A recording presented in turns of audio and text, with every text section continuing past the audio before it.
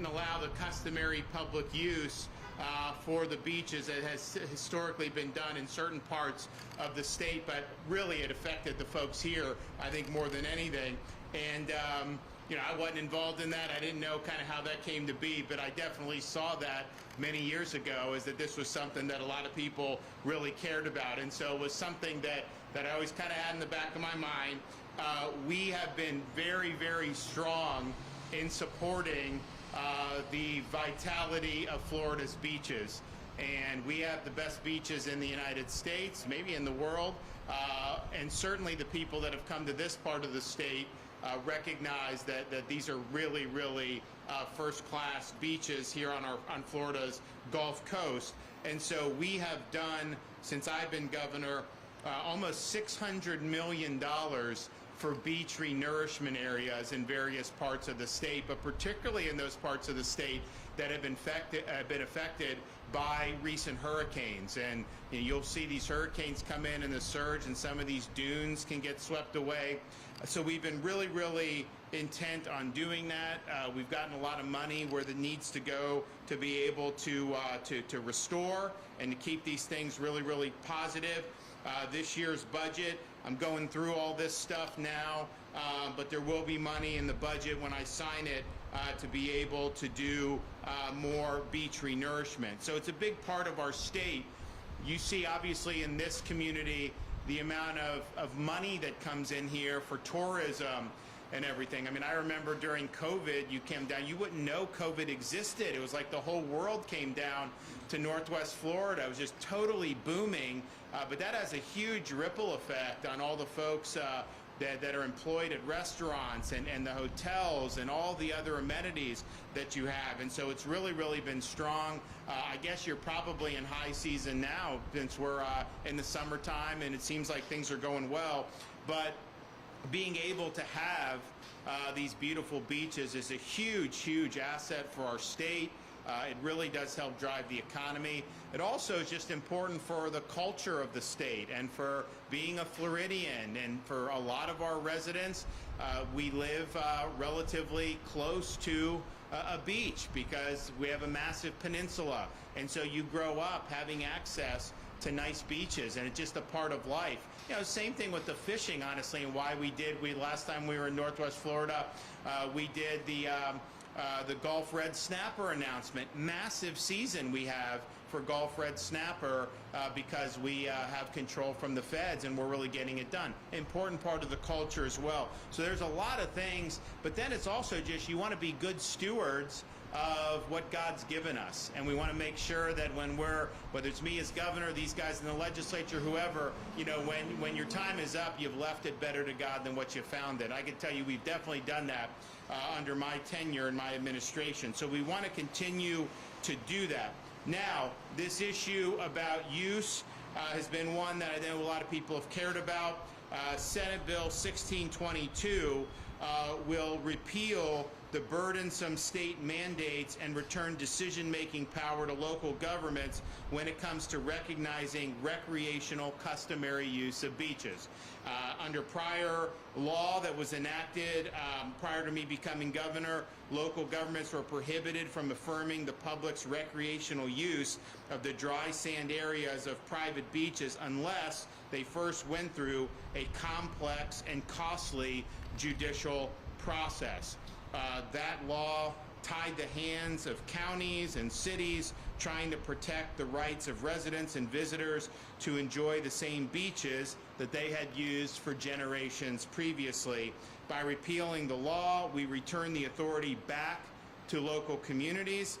Cities and counties can now adopt ordinances recognizing recreational customary use, walking, fishing, sunbathing, swimming, without having to obtain a judicial declaration parcel by parcel. This bill is about restoring local control, cutting legal red tape, and putting our residents first.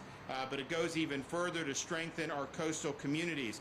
The legislation also makes it easier to restore eroded beaches in certain Gulf Coast counties with relatively smaller populations. In these areas, it simplifies how the state sets the erosion control line, the legal boundary between public and private parts of the beach. And so the convoluted process will come to an end.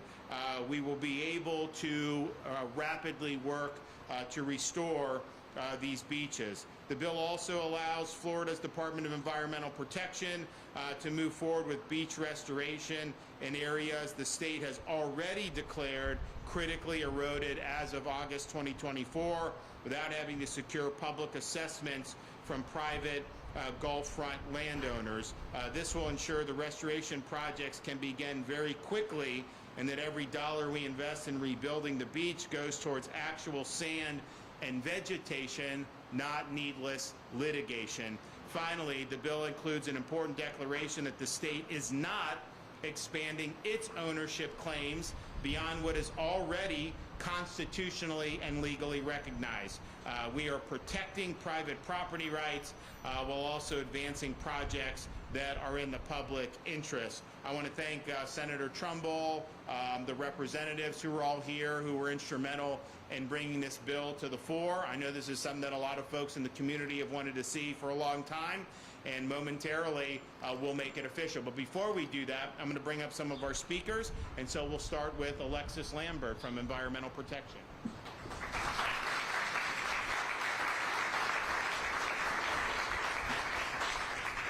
Good morning. Thank you, Governor. I'm Alexis Lambert, and it's my privilege to serve as the Secretary of the Florida Department of Environmental Protection. And what a pleasure it is to be here in Walton County this morning. Walton County's beaches are some of the state's greatest treasures. They protect our communities, support our wildlife, and boost our local economy.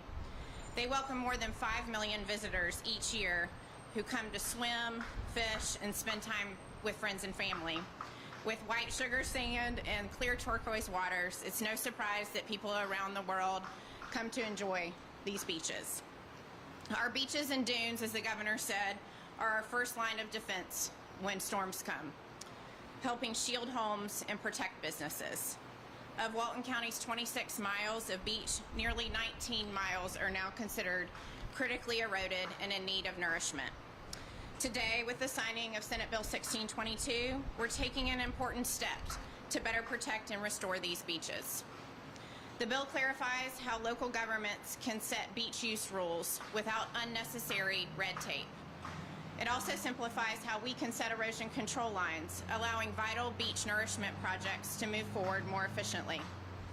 This means stronger, healthier beaches, clearer access, and a balance between public enjoyment and private property rights. I want to thank Governor DeSantis, the Florida legislature, and specifically the members of the legislature who are here today for this effort. With the signing of this bill, we're protecting our beaches, streamlining bureaucracy, and investing in Florida's future. Thank you, Governor. Okay, Jay.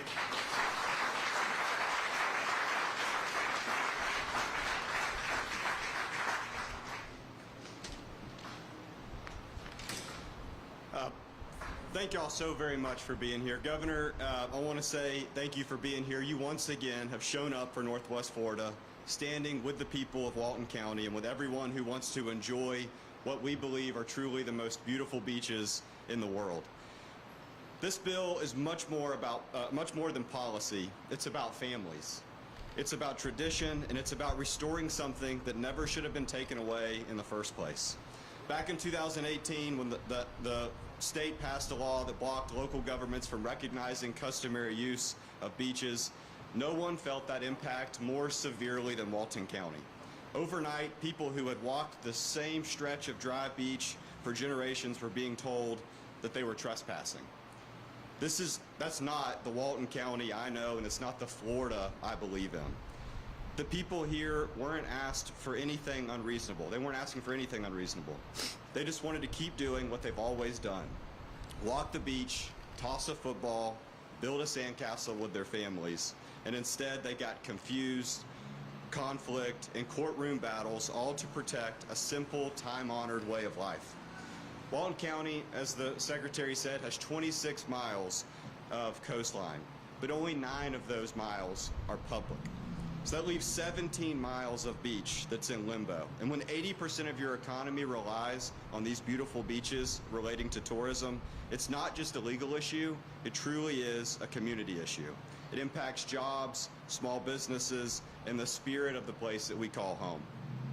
I grew up enjoying these beaches, and I want my kids to enjoy that same opportunity, to enjoy the sands, the sunset, and the freedom to walk the shores the way generations before us have been able to do. I filed this bill because I had heard from so many residents in our community who felt like they had lost something sacred. And today, I'm proud to stand in front of y'all, and will be extremely proud when the governor signs this bill today to finally open up our beaches and give Walton County back what it was unfortunately taken away back in 2018.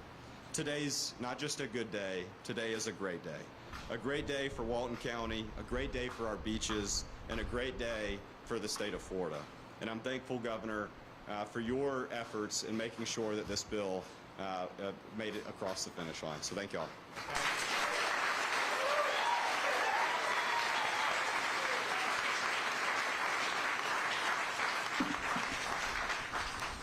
I want to echo what some of the senators said, and thank you, Governor, for leading us through this and for picking this spot where we get to view just how beautiful our beaches are. I would argue with most that these are the world's most beautiful beaches.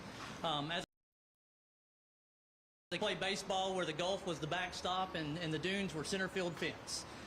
But we live in a different scenario today.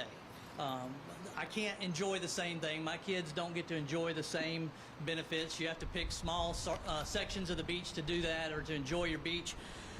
But we live in a different world now, where you have no trespassing signs and private beach signs that keep you from enjoying that. And it has a much bigger impact than just opens the door to renourishment. And renourishment will increase the public beach space that the tourists and the locals get to enjoy. But you see, we didn't run this bill just so Senator Trumbull and I's families can enjoy the beach.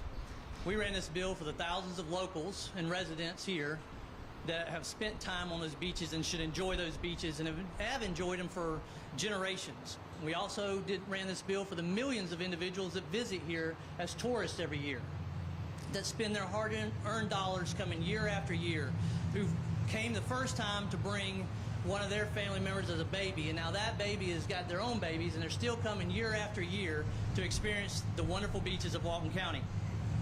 We ran this bill for the thousands of employees that have their jobs because the tourists come to see this beach. As you tour 98 and 30A and you stop at some of these shops or you eat at some of these restaurants, look around and look at how many employees are benefiting because we have tourists coming to the beach. And this bill will protect the opportunity that we continue to have those, because these families rely on these tourists to be able to provide for their families. As these beaches go, so does the county's livelihood, and so do the individuals of it. So renourishment, renourishment, renourishment needs to be the theme for the county.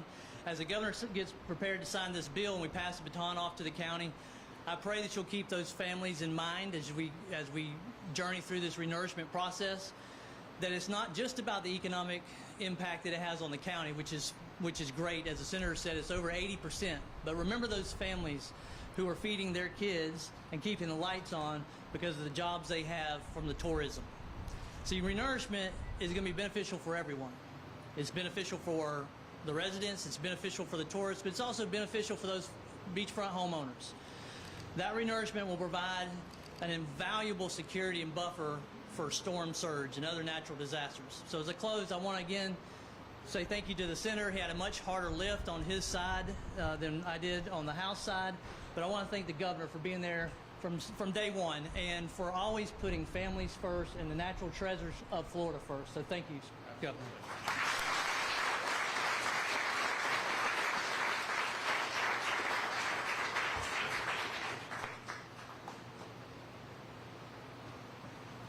Hello, I'm John Dillard. Perhaps some of you have heard my name before. I'm reminded of a quote by Winston Churchill, and he said, "If you need me to talk all day, I can do that right now. If you need me to talk to 5 minutes, I need 2 weeks to prepare." Luckily for all of y'all, I've had more than 2 weeks to prepare. Our efforts have been focused on our children, future generations. And I've worked on this and began working on this out of a hurting heart. Remember as a child or the first time you saw the beach? Or the time that you saw it where you've been away from the beach and you opened up and you saw the kaleidoscope of colors that are behind us? It was beautiful. It was breathtaking. But that's not what our beaches have become today. They've become more of a microscope where people tell you where you can sit and where you can't sit, with security guards and what often feels like bouncers. And when Ponce de Leon discovered Florida in 1513, our beaches since then have been historically customary use. HB 631 upended the apple cart, turned everything upside down, had unintended consequences, and created a series of unfortunate events, and was a law for a privileged few, and I believe passed with malfeasance in mind. The repercussions of this bill have been dramatic. Rentals are down, business owners are suffering, seeing their balance sheets shrinking and their profit margins dwindling. The quality of life here is not what it used to be, and indeed it's created a fractured community. I want to appreciate personally and thank personally all the people that participated, the thousands of calls, and I'm sorry, correspondence, to Governor DeSantis, our commissioners, and the media throughout the United States. We had support from other countries. We made numerous trips to Tallahassee to speak in front of committees. And indeed, Governor DeSantis, we had 2 peaceful protests, very peaceful. Otherwise, you wouldn't be standing there.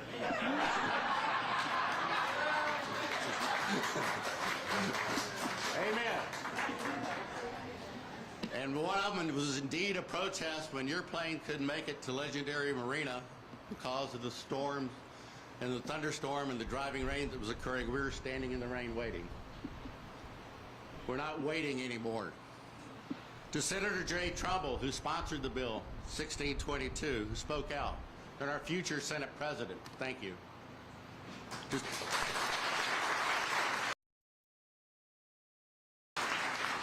For House Member Representative Shane Abbott, who met with us first December 7th of 2023, and he's the one that told us to write you. And he advised that this bill was a step in the right direction, and it is. Brad Drake called the amendment the two guys presented brilliant. I agree.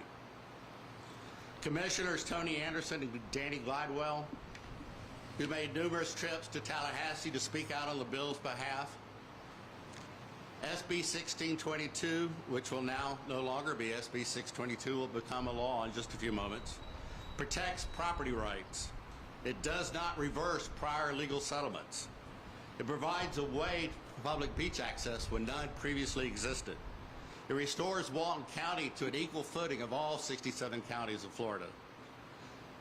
We are going to create public beach through renourishment.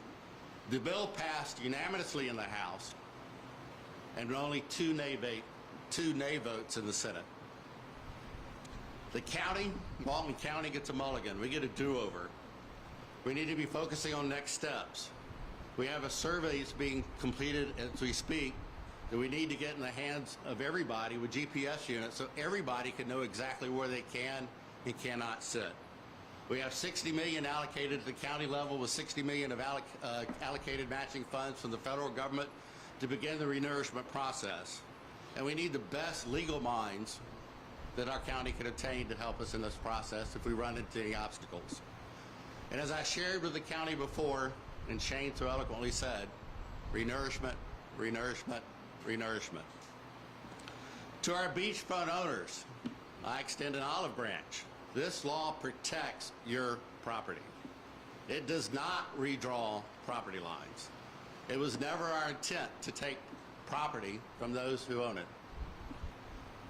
And I'm asking you, beachfront owners, if you could, consider sign reduction, nice security, and stop untowardly vendors on our beaches. And in closing, I want to thank Senator DeSantis for creating more free beaches in Walton County and restoring us to the free state of Florida. Thank you. All right.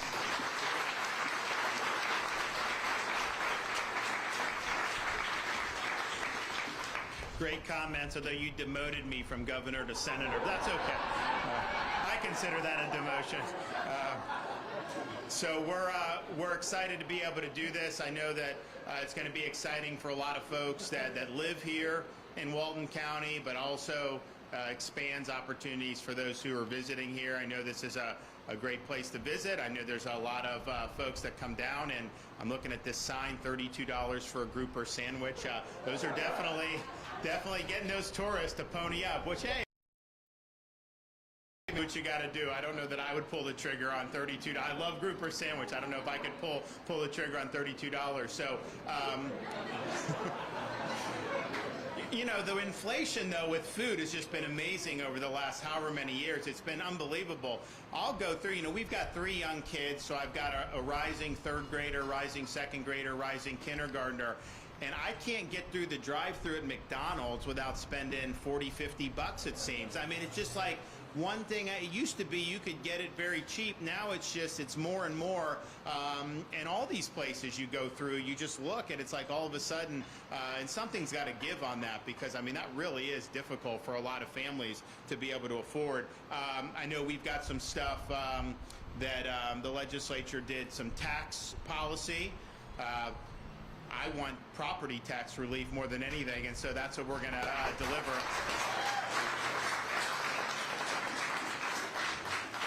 I mean, if you own your home and that's like your primary residence and you have a homestead and everything like that, I don't see how government has the right to keep asking you to pony up infinitum to just pay rent to them to just live on the property that you supposedly own. If it's private property, that means you own it free and clear of the government. And I think for too long we've just allowed, you know, some of these local governments, and maybe not as much here, I don't know, but in other parts of the state, massive expansion of local government budgets because property values rise and they just get all this money flowing in, and that's kind of turned into a gravy train. But if you have a home and all of a sudden they're saying it's worth so much more, even with homestead, you still pay more, and that's tough for a lot of people. And so wouldn't it be great, you know, free state of Florida means no income tax and you own your own home without them being able to hit you up for property tax? But I do think they have some stuff in this year's package. Well, one of the things I asked for is a Second Amendment summer, so you're going to be able to buy Second Amendment without tax on ammo and firearms and accoutrements and all that. I think they expanded to like bow and arrow and all this other stuff, which is fine with me, but people are going to really utilize that. I think you're going to see our enthusiasts save an awful lot of money. Then we've got other things like disaster preparedness is now permanent. I think that the back to school is now permanent, so parents are able to save when they buy the school supplies and some of those things. What else was in there? Is there anything else? I mean, yeah, but that affects very little. I mean, we did a thing, like Florida's the only state in a country that taxes business rent. It's bad policy, and we eliminated it in this, which I think is good, don't get me wrong, but that probably affects a relatively small number of people. I think it'll help our economy, and I think we'll be able to go from there, but I'm trying to think if there are any others. I haven't had to sign it yet. We're working through all this. I can tell you, though, I've started to go through a lot of the budget, and this senator here, he got a lot of stuff in the budget. I mean, I see his name like every other place, and he's lucky that him and I have a good relationship because he's gonna do very well, you know, as a result of that. But you just see kind of the same names, you know, kind of pop up. So we're going to be going through that. But the ultimate on tax is we can't do the property tax through the legislature the way Florida's Constitution is written. We have to put it on the ballot, and you as voters have to approve it when it's on the ballot. Probably it'll be November of 2026. So the next main election that we have, it's our intent to have this. Now, the Senate and the House have to agree to put it on the ballot. And I think there's going to be a lot of support to do that. But, you know, you just never know how these things work out. But if we have an opportunity to do that, it really will be historic for the state of Florida. And people say, well, you know, you have these small counties, these rural counties, like you guys here, and you can tax the tourists. You have other ways to be able to fund your operations rather than taxing your residents, primary residents. But what about the rural counties? And, you know, some of the members here, I know Shane's got rural counties, other folks. I run the numbers. We have like 31 fiscally constrained counties, mostly in the northern part of the state.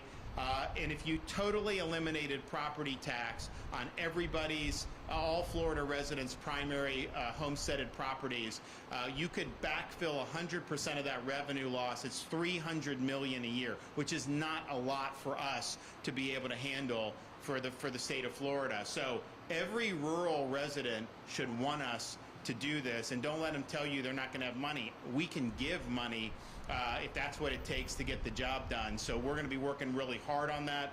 I think it's something that the folks here really deserve. And, you know, I look about people here, every time I run into someone, it's like, oh, yeah, I'm a Florida resident now. Like, people, when did you buy, where are you at? And they'll be like, oh, I'm in Santa Rosa Beach. When did you buy the property? Oh, I bought it in 2018. I'm like, you've made a lot of money off that property since then, because the values have gone up. And while there's good for that, because people that own it have more equity and have more wealth, you know, the reality is if they're going to come tell you your house is worth twice as much than what you purchased it, and you got to pay higher taxes as a result, that's a negative of having rising property values. And it's an unrealized gain. You sell your house, it's one thing on a transaction for someone to say to tax, like a sales tax, but to say you're just enjoying property and all of a sudden the value, so you have to pony up. We don't really do that in anything else. I mean, you buy a stock, you hold it, and then you're taxed when you sell it.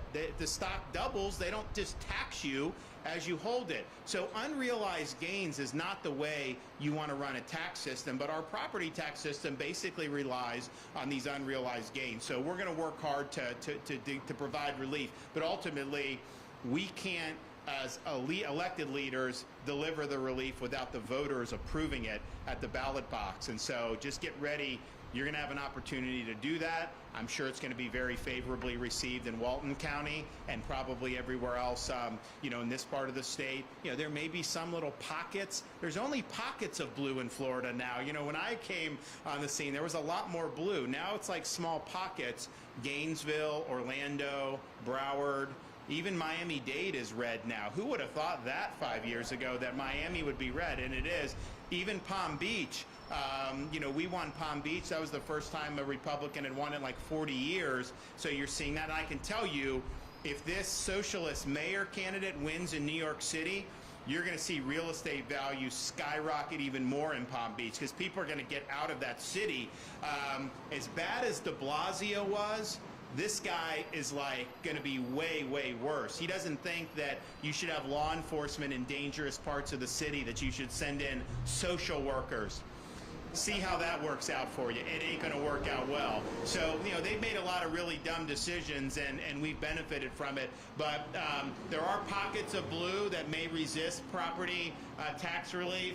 But I think most people in Florida are really going to be excited about it. So we need your help to be able to get it done. It's going to be a long process, but we've got to get it done. All right, you guys want to come up and we'll sign this?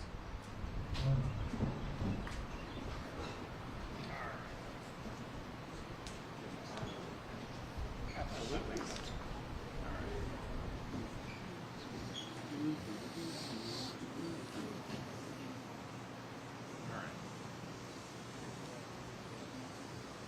Okay, today is the 24th. Yeah.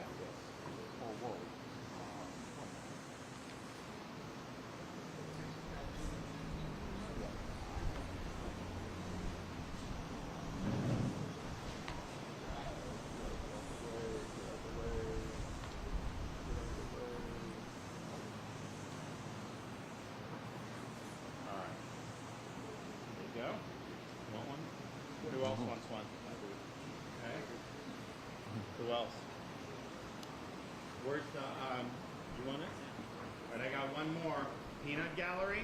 Tony? Tony? All right. Here it is.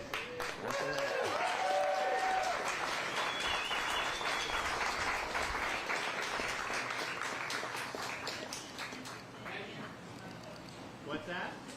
Thank you. Okay. All right, good job, guys. Thank you. Thanks, guys.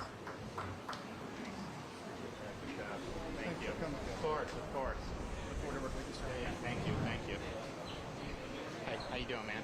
Can I get a quick picture? Okay, sure. Thank you, Governor. Yeah, thank you. President. Thank you, thank you. God bless you. God bless you. All right, I think we're gonna.